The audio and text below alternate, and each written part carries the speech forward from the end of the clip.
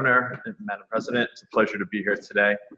I'll be brief because I think I'm standing in the way of some fantastic announcements.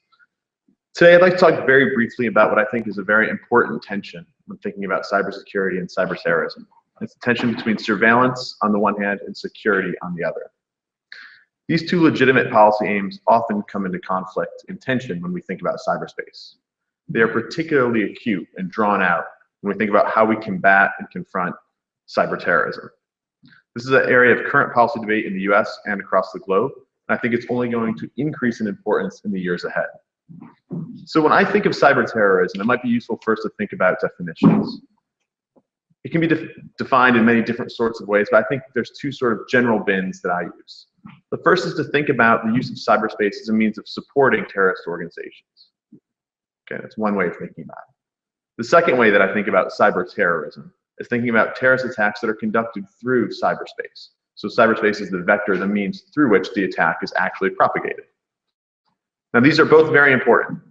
The first way is something that we're confronting now, thinking about how terrorist organizations are currently using cyberspace as a way of supporting their operations. So this might be thinking about the use of social media as a recruitment tool, the use of the internet as a platform to spread ideology, the use of network technology as a way of organizing and projecting power and logistics.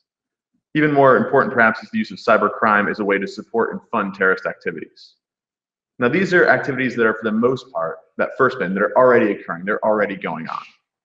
Terrorist organizations, like all organizations, are using the global, low-cost, ubiquitous availability of digital technologies to improve how they operate in the world.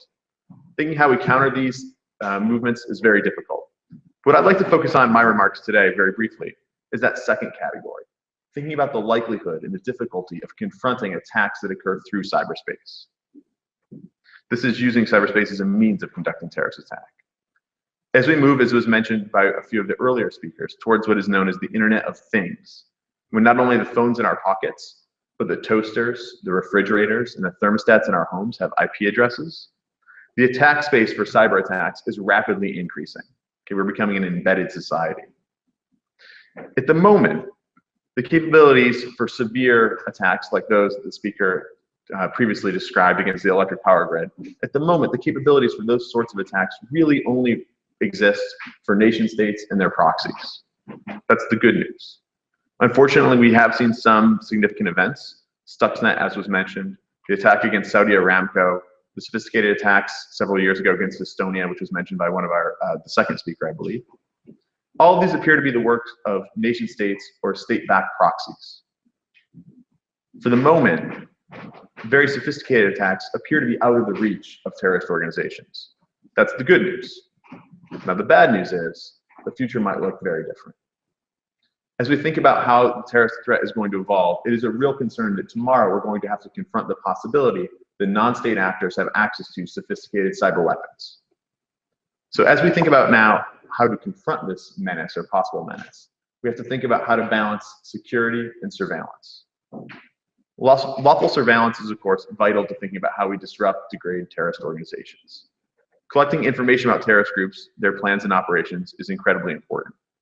But at the same time, we want to promote cybersecurity, making sure that we have the good hygiene that's been mentioned throughout the talks today, making sure that technologies that provide the foundations for cyberspace are secure. That's also important. Now, the key tension between these two aims is acute. At a very basic level, the tools that we want to use and develop and the tools that we are using and developing to conduct surveillance also jeopardizes our own security. They make the technologies that we rely upon fundamentally insecure and open to exploitation. At the same time, as we promote cybersecurity, as we support the adoption of strong cryptography and encryption, it jeopardizes and risks degrading our ability to collect information and intelligence about terrorist activities. So here we see the tension between surveillance on the one hand and security on the other. This tension is most acute in two domains. The first is encryption policy, and the second has to do with what are known as 0 days or O days. If we promote strong cryptography and improve the security of communications both for us and our enemies, we are going to enhance cybersecurity. However, this also limits our ability to conduct surveillance. Terrorist communications, well, as the phrase is sometimes known, go dark. However, if we work to undermine and subvert strong cryptography standards, as has been publicly charged, We threaten not only we not only increase our ability to collect information about terrorist organizations, we also risk opening ourselves up to new vectors of attack. We see the same tension reappear when we think about how to use newly discovered but previously unknown software vulnerabilities. These are what are known as, or referred to sometimes as, 0 days or O days. These vulnerabilities are incredibly important. They can be seen as problems to be fixed or resources to be exploited. As we see them as problems, the idea is to quickly create patches to make sure that our systems are protected and secure from hackers.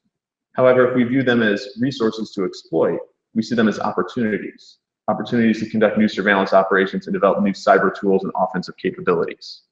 So the tension really is, do we fix the bug or do we let it exist and grow?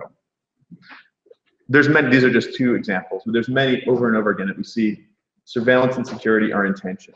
Thinking about how we reconcile these two important and legitimate aims is going to determine in a very serious way how we confront the growing threat on the horizon of cyberterrorism. I'll leave my remarks there. Thank you.